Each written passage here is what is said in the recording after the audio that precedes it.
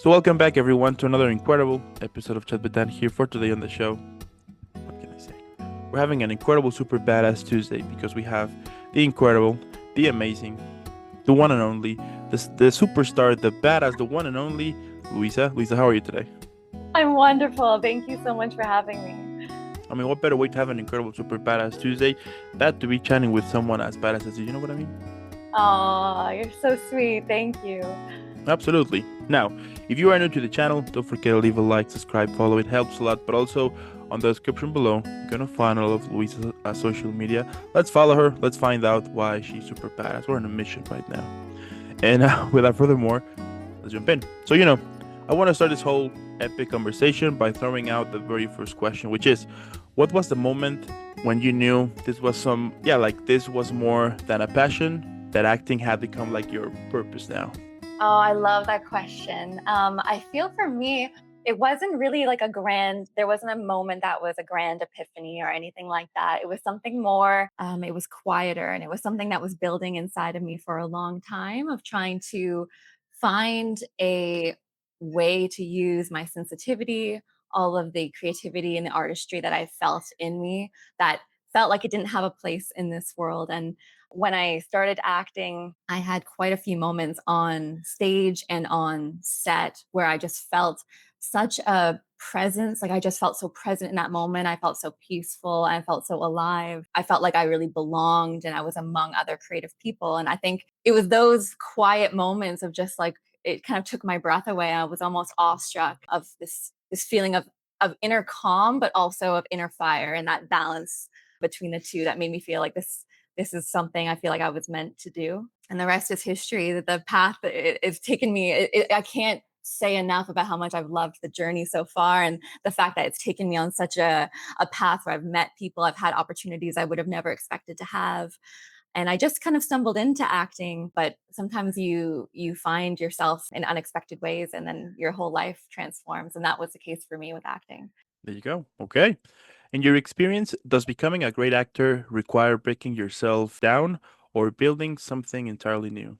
I would say neither, to be honest with you. To me, it feels a lot like undressing. It feels like taking layer by layer to discover something that was always there. So you're not really creating anything new, and you're not breaking anything down. It's something that's already there, but sometimes gets hidden behind layers of social conditioning or performance, people pleasing, things like that that we develop as a way to exist in this world and in this society. So to me, acting is really about undressing those layers to become something very vulnerable, very bare, very naked. And it can be frightening. So it takes a lot of courage to do that. But ultimately, it ends up being something incredibly honest and something that was already there from the beginning. And you're just discovering it in a more authentic, true way. How do you prepare, emotionally for roles that demand vulnerability, trauma, or even grief? And how do you kind of come back to be like the real you, let's say? It can be really hard as an actor because a lot of times roles ask us to really carry a lot of heaviness and heavy feelings, heavy situations in our body, and really put ourselves through it. And that can be a big challenge. For me, I try not to force it. I try to really just let myself be in the moment, trust my body. A lot of times I find with these kind of bigger emotions, heavier emotions, my body will know what to do if I let my mind kind of step back. So I really go into it open and trusting my body to lead me, and then coming back from them. I think I'm never in a rush to just snap back, and I honor the fact that as an actor, you really put yourself through sometimes very intense things, and it takes time to shift out of that. So I give myself that time to just take care of myself, have my kind of self-care rituals, take some time to like light a candle, take a bath, really come into myself and ground myself. And I let the character just kind of pass through me. And after that experience, I usually like to take some time just to reflect on the lessons I learned from embodying that character, embodying those situations, and what it brought up for me, and just have an awareness and be able to kind of ground myself again afterwards. Do you believe acting heals, or can it sometimes kind of reopen wounds, yeah, that we thought we closed them before? I think definitely both. For me, I found a lot of healing through acting, and I think a lot of actors and artists in general can relate of the healing power of art, in the sense of you can take difficult situations in your life, and you can turn them into something beautiful and something that connects with other people. And there's something very healing about that, about reimagining, not reimagine, but revisiting things in your life that you may have found ugly or difficult or hard, and seeing how they shaped you as a person, as your own character in your own life, and seeing the beauty in that comes from those struggles and those hard times. But also, I would say acting does sometimes touch on places that we might not realize are still alive and still tender and still need some care. It's really a balance of both. But I think in either case, it shows us something very honest. So even when we do feel something like, oh, this role is asking me to touch into something I hadn't examined, or that is still maybe vulnerable or tender in me, there's something really beautiful about that to me, because it's showing you a part of yourself. It's showing you, it's a mirror, it's reflecting something true back to you. And you always leave knowing yourself on a deeper level. Has there been like a role that exposed a truth about yourself you weren't kind of ready to face?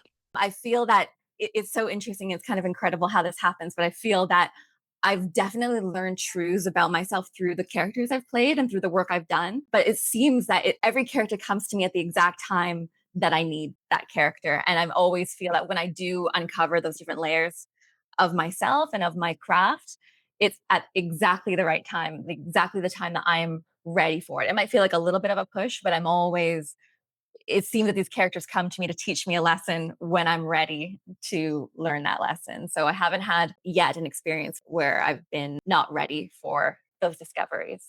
It's interesting because it's like everything just happens for a reason, you know? And I do think that somewhere along the way, whatever something happens to us is like I wouldn't say like a test, but perhaps like an opportunity for us to discover something new, you know? And you gotta know this feeling when it's kind of that opportunity, you know what I mean? Absolutely. And you can feel it. You can feel it in your body. And I find that I feel like I take something from every character that comes my way. And it forces you to, like I said, be so honest and uncover truths about yourself. And then you take that lesson with you after that role is done to the next character. And that's why it really does feel like a journey, in the sense of like you're on almost like a hero's quest. You're almost on like an adventure. And from every obstacle that you overcome, or every role that comes your way that challenges you just that little bit, you take that insight and you bring it to the next one. And then the challenges find you at whatever level you're at, and you continue to grow. And at least for me, what I believe as an artist is like you never really reach a moment where you say, okay, I'm done. I have nothing else to learn. I've discovered all the truths about myself. I don't feel like that moment ever comes. And I think that's the beauty of it, is it's a lifelong endeavor, and there's always more layers to discover. There's always more lessons to learn. Some actors say they kind of lose themselves in a role, but in your case, have you ever found yourself in one? I feel like I find parts of myself in every character that I've played, and that's a really beautiful thing, because it can be sometimes I'll book a character and on the surface it seems like this woman or this character is so different from me, but then the more you dig into it, it's kind of mind blowing when you see those connections, that actually there's something here that is so true to me. And so I've found pieces of myself pretty much in every role, and I love to play women that on the surface may seem delicate or fragile, but have a real inner strength and an inner fire and inner complexity. And I love diving into those kind of roles. And it almost makes me appreciate myself outside of when I'm not working. It makes me understand myself better on when I'm just living my own life, knowing myself, knowing that I also have those complexities. And as a character in my own life, that's what I'm embodying. And it helps me, it's really helped me develop a sense of self love for sure. What's something about the craft of acting that people outside industry will kind of misunderstood or overlook sometimes?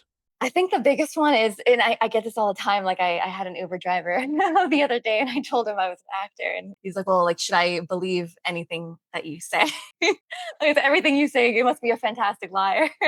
You must pretend very well." I think it's the complete opposite. I think to be an actor, you have to be incredibly honest, almost radically honest as a person, and then live in an incredibly authentic way, and be vulnerable and show people the truth about you that might not always be the easiest to digest, or your humanity, and show that it's not always, it can be ugly, it can be dark, it can be all of these different things, and that's the beauty of it.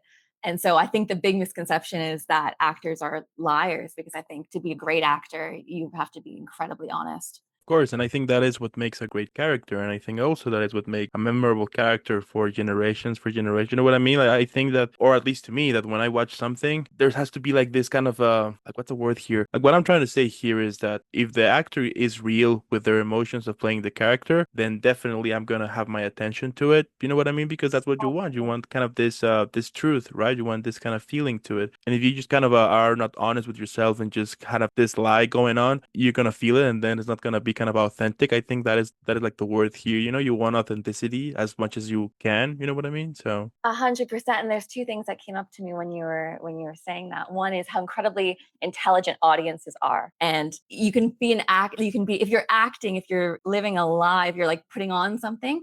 Audiences can tell. They can tell so easily. Everything reads. So really, I feel as an actor, it's your challenge to really bring up something real and something authentic, so that the audience can really immerse themselves in the story and not be taken out by the awareness that this is acting. And then the second thing is, I think if people just really crave having humanity, their humanity reflected back to them. So the more that you can be open and show the full, I don't know, magnificence of your humanity to the audience, I think people crave that, especially in a world right now where there's so much AI and technology. I think people crave humanity and crave the beauty of what it means to be a human, and the ups and downs of it, the journey of it. Do you think that somehow AI will be able to replace human emotions at some point or not at all? I don't think so. I don't think so. I mean, obviously, this is such a live debate in the industry right now and for artists in general. And there's a lot of validity to that, to those concerns. There's nothing like flesh and blood and sweat and tears and love and joy and all of the things that make us human. And I think sometimes in our society, we're so focused on being productive and being efficient, we almost lose that heart. And one of my good friends just the other day, she said to me, like, we have a heart for a reason. We have a beating heart, of like a muscle in our chest pumping blood into us for a reason. And there's something really powerful about that, about leaning into that in a world where we're increasingly becoming more separated from that. And just a feeling of connection. I think we're all longing for that as humans. We're just longing to see ourselves and to understand our humanity and understand our life, and to connect to other people and other people's stories. And I think that is something that will never go away. And I think really to connect at a human level, no one will, I don't think an AI will ever really be able to understand the complexities of what it is to be human. How do you stay grounded in an industry that constantly asks you to reinvent or even sell yourself? It's really hard. I think there is so much pressure on actors or anyone in the industry, really. I think for me, it's a lot about coming back to myself and coming back to why I'm doing this, and what it gives me, the joy of just being in the industry, the joy of acting, and the purity of what I want to do, and kind of the principles that are guiding me, and the personal expression that I want to have. So if I ever start to feel lost in the industry, or feel like I'm losing that connection to myself, I really believe in taking time to just go for a walk, go out in nature. I live here in Vancouver. It's so beautiful. There's so many parks, and the water is right there, the beaches. So I usually take some time to just go and be with myself, remind myself that why I'm doing this, and it's not for the applause. It's for the honest artistry and the self-expression. And if that's the case, then you have to just trust that your own journey, even if you say opportunities come to you and they don't feel aligned with you, it can feel hard to turn them away. But I think when you have those rituals of taking time to yourself to really be in solitude with yourself, you can really feel when something maybe is not aligned. And then also underneath that, having a deep trust that even if you let these opportunities go that are pushing you, or you feel it turning you into something that you don't recognize, being able to let it go and have that faith that whatever's meant for you will find you, and you'll find other opportunities or other roles or other things like that will align with you, that will not ask you to change yourself to be something else, but will actually allow you to be more of yourself and be seen in the truth of who you are, rather than having to change, or lose who you are. It's challenging, right? To not letting yourself go or even kind of a lose yourself on that process. Absolutely, absolutely. And that's why I think like having all actors and all artists should take the time that they need to also be with themselves. And like there's a lot of outside noise, and these days on social media it can be really difficult to step away, because we always have our phones there, and you're always reading comments or reading what people think about you, and it can be easy then to start to shape shift yourself into what you think other people want you to be, or what you feel the pressure from casting director or whoever it is, that is, you start to feel like you need to become something to please other people. And the way I like to look at it, and a lot of my teachers who I appreciate have taught me, is like just showing up as you, as an artist, almost as like a contractor. Like I've come here and this is what I can do. This is what I'm offering. And it's not going to fit in every single situation, but here's what I can do. I'm excited to show you what I can do. And if you stay true to that, I really find you'll find your place. For a newer actor, for an up and coming actor, there's so much pressure when we get an audition, when you walk into the audition room and you have this panel of people, to feel that your job is to do it right. Like there's a right way to do the audition, and you have to, that you need to kind of figure out how to please this whole panel. And that's the temptation. And it's so easy and so understandable why we feel that way. But I feel like that really separates you from your artistry, and just coming in as like an alive person and showing them what you can do as an artist. And if it works, it works. It doesn't, it doesn't. And you can take direction and all of that. But it gives you such a freedom, that and a sense of play, instead of a sense of stress, and the sense of, am I doing it right? Am I, is this what they want? Instead of being like I'm joyful to be here and this is what I can give you. And I hope this works out. But if not, there'll be something else. And that kind of abundant mindset, I Mm. think. And I think that kind of also connects with the whole misconception going on, that people think that you're lying, because sometimes they will see, right, someone who they might know who became an actor, or they heard for someone who became an actor, and suddenly they see them, they kind of are changing, right? They're not themselves anymore. They are, and I've seen this happening especially a lot with kind of a new actors going. Have interview new actors who are in this mentality that I want to interview, that I want to get everything. I want to get like all the auditions, book all of it, and then you're like, sure, fine. I kind of get it. You're in this new thing going on and you want to get everything you can, sure. And then later on, you see with seasoned actors that they're like, yeah, I'm just myself. I don't take it personally if I book something, great. If I don't book something because of the way I look, I speak or something, that's fine. It wasn't meant to be. And that's just the way it is. But I do think that you only start to discover that the more you kind of enter yourself into this kind of world. So I think it's kind of at the same time part of the whole experience, and it's up to you to either continue on that path or switch it over and be the real you, let's say, and get like meaningful additions that actually kind of mean something to you. You know what I mean? So I couldn't agree more. And I think it's one of the biggest blessings of this industry. It's kind of a painful aspect of the industry, but the amount of rejection that you do get, but the way that it strengthens you, the way that it makes your skin thicker, the way it makes you understand yourself better, and know that not everything is for you, not every role is for you, not every person is going to like you, and that's okay. And that's just the way it is in this industry. And it does really call to make you have thick skin that way and to get to know yourself. But you're 100% right. That doesn't just happen overnight. That happens after endless endless failures, endless rejections. That's part of the journey. totally. And now that we mentioned this like a little bit, tell me how you handled rejection. I mean, nobody likes being rejected, of course. So how you handled those feelings, and then how you're able to continue to be the real you, on the regular day, continue moving forwards. I think for me, what helps so much is anytime I get an opportunity, if I get an audition, I really put my heart into it. I really try to sit with the characters and understand them, and understand the script, and understand the beats, and what I can bring to my audition. And then if I feel that I've absolutely given it my all, and I've shown up in the audition room and I was open, and I showed my essence, and I brought it. I wasn't closed off. Then at the end of the day, like I find out a lot of peace knowing that there was nothing else I could have done. The times I've really struggled with rejection, or if I felt a lot of regret, have been moments where I felt to myself, or I knew, you always know, I could have done more. I could have prepared more. I could have worked on my energy. I could have done some kind of vocal warm up. I could have done these things. So if I feel that I've really done everything I can do, and it still wasn't meant for me, then I find peace in that. Like there's nothing else I could have done. And some things are beyond your control. You can only do the best you can with what is within your control. And then just getting back to work, and then letting it go, taking care of yourself, taking those moments to honor those feelings that do come up, because they do, taking it easy with yourself, maybe going for a nice coffee, or for me, going sitting by the beach for a little bit, and then getting right back into the work right after the next day, get right back into the next audition, the next scene study, the next workshop, whatever it is, just to keep that fire alive. Do you believe that real life heartbreak or personal loss makes someone a deep performer, or is it more like a romantic myth? Having pain in one's life doesn't necessarily make you a better performer. It doesn't necessarily make you a better actor, especially if that pain really is really active in your body constantly, and can kind of take you away from being able to really connect with yourself, and brings like a painful energy every time that you're acting.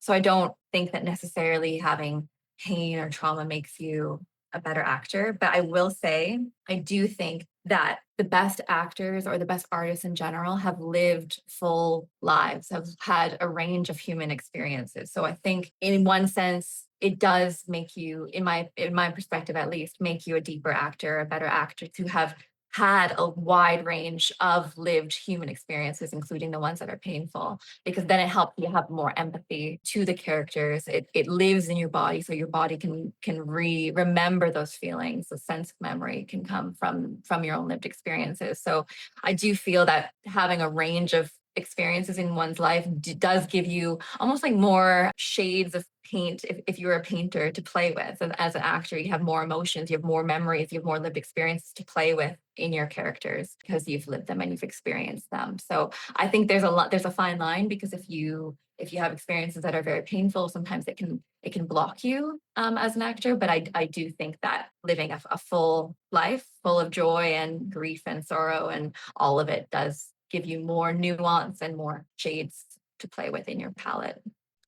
Okay. So basically, it's all about honesty. Yeah, Yeah. honesty and experience, because we empathize, but then sometimes being able to sometimes you connect with characters in surprising ways, and you might not have the exact lived experience that the character you have has had, but you have had your own experiences that might have had a similar emotional experience that you can tie to. So the more that you do have these experiences in your life, it can help you make those connections more easily. It's not that it can't be done if you don't have those painful experiences, but I do think it sometimes having those experiences can make you a more empathetic, more sensitive person, and can give you more to connect with.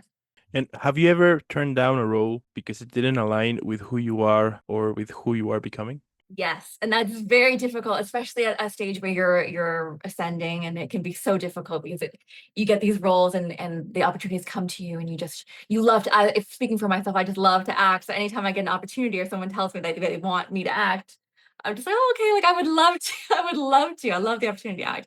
But sometimes it is the case that certain roles don't align with you, or haven't aligned with me, and I have turned down roles where I felt that it either didn't inspire me, or I felt that it would cause me to harden, or it would cause me to block off something of myself, or it might not have aligned with my longer term plans for my career. So I think it's important that you do have the space, and you're around people like your agent. You have a great agent that will encourage you to be honest about if this role is right for you, or not. And I think not every story needs to be told through my body. Not every, and being able to just have that discernment of this character, this is an important story to tell, but this is not maybe my story to tell. It's maybe not, if I'm bringing my body, my voice, my soul, my essence as an instrument, maybe this song is not meant to be played on me, if that makes sense. So I think I have that happen. It's been difficult for me for sure. But at the end of the day, I usually, if I do turn down a role like that, to be honest, agonize about it for for a little while, for a couple of days, agonize about that decision. But then usually, if the decision was the right one afterwards, I feel a deep sense of peace about that decision. And I know that that sense of peace will not lie to me, that it was the right decision to let that opportunity go. And have you ever turned down a role that later on you kind of regret a little bit? Not yet, but I hope that never I hope that never happens.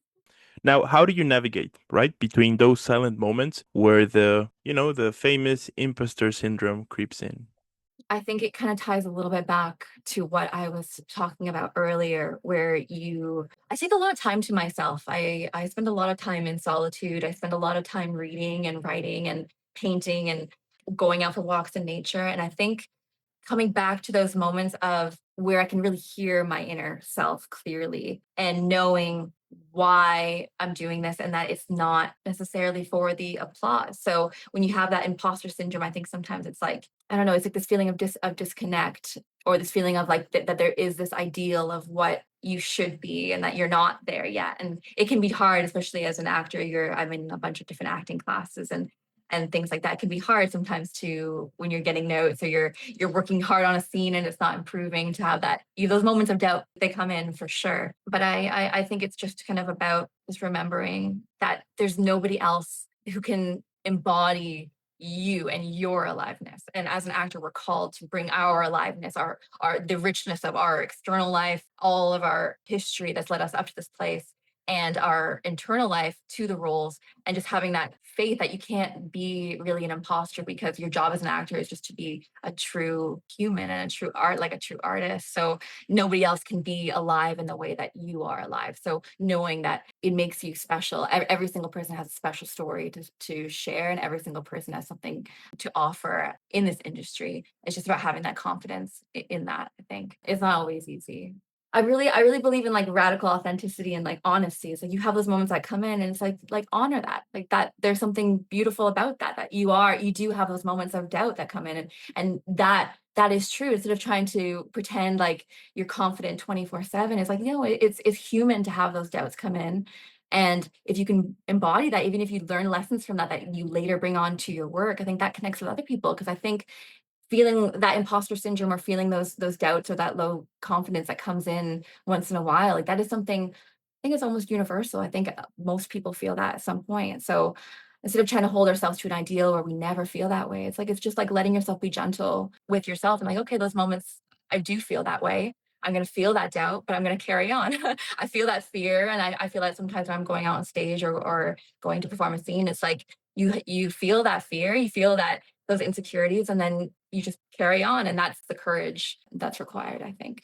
Yeah, absolutely. I do think also it's important to embrace your emotions, not to hide them. At the end, it's your, like, whatever is coming, it's coming from you. And I think the more we are able to embrace our emotions on the spot, the better we are able to express ourselves and the better we are able to feel comfortable with ourselves, right? I do think that that is one problem as well. I mean, regardless if you're an actor or musician or whatever, the fact that if you're not embracing your emotions on the spot, you know, It's the truth of the moment, and then the moment can pass and then it's no longer true, but in that moment it's true. And allowing it to be okay that you have those feelings rather than denying them or saying that you shouldn't have them. It's like it's okay, I'm feeling it, this is true, and I'll just let that energy shift, and then something else will be true. And in those moments for me, I really rely on my history. Like I'll look back at things I've overcome in my life or other times I felt that way but did it anyways, and then it was successful. And that gives me the confidence in those moments. So when I do have those feelings come up again, be like, okay, I've handled this in the past. I can feel this now, but I've handled this before, and I know it's going to be okay.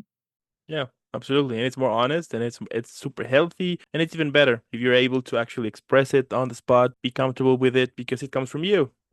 And the better you are on it, the better you're gonna be able to enjoy life, I think, and to take moments into yeah, like to actually feel more alive, I would say. Right? Not to instead of try to hide everything and just try to hide the and try to only show the positive thing and everything, sure. But at the same time, if you have one of those days, feel it. It's part of you. Yeah, and not judge it. That's a big thing we learn, I think, as actors, is that then there's a temptation to judge ourselves and judge feelings that come up, or I shouldn't have this feeling. Like if I was, I should be confident. I should be all of these things. But no, like there's something so beautiful, and you explore that in characters that you work with. There's something so beautiful about a character who is confident and who is courageous, but has those moments that they're not, and has to work to overcome that. And those are the really real struggles that make us alive. True, that is what makes us who we are. Yeah. Pretty cool. What do you think the 12-year-old version of yourself would think about you right now? I feel a lot of ways I sometimes I do things for her, for like my childlike self. And that motivates me is like to honor that, because I think when we're kids, we have such an authentic sense of play and adventure and imagination and creativity. And then over time, living in the society that we do, in the world that we do, we hide those parts away. So it feels like almost as an adult, it feels like I get to undress in the way I was talking about earlier, undress, undo those layers that take me away from her and let me come back to that 12-year-old self of mine. So Now, if one day your work helped someone feel seen or gave them the courage to dream again, would that be enough? that would be more than enough. That would be everything. I think that's it. I think that's what I'm working towards. And I think a lot of artists feel the same way. It's like, and for me, I'm just speaking for myself. Like, I would love that. I would love the chance to be felt from my experience, like from my essence to be felt by somebody else.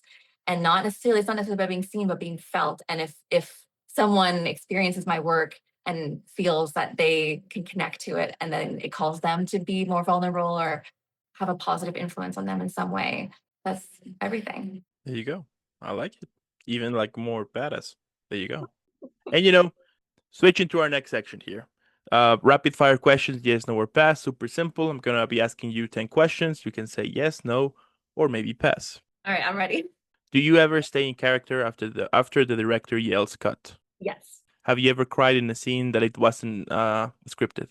Oh, yes, yes, yes, yes. Do you believe in method acting? Yes and no. Okay, fair enough, fair enough. Have you ever regretted saying yes to a role? Yes.